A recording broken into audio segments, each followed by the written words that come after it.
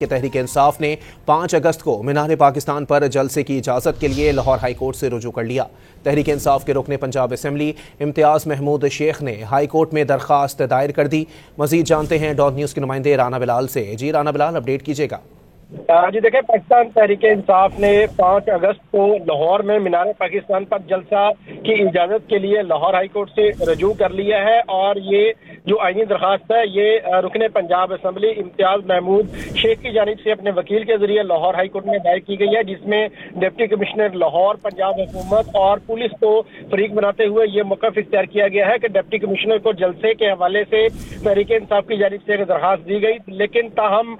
جو deputy commissioner Lahore ہے ان کی جانب سے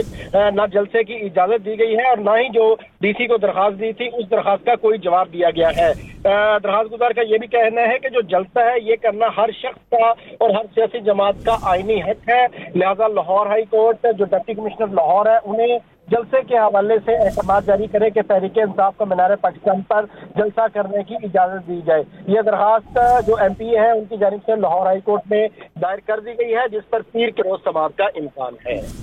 بہت شکریہ رانا بلال۔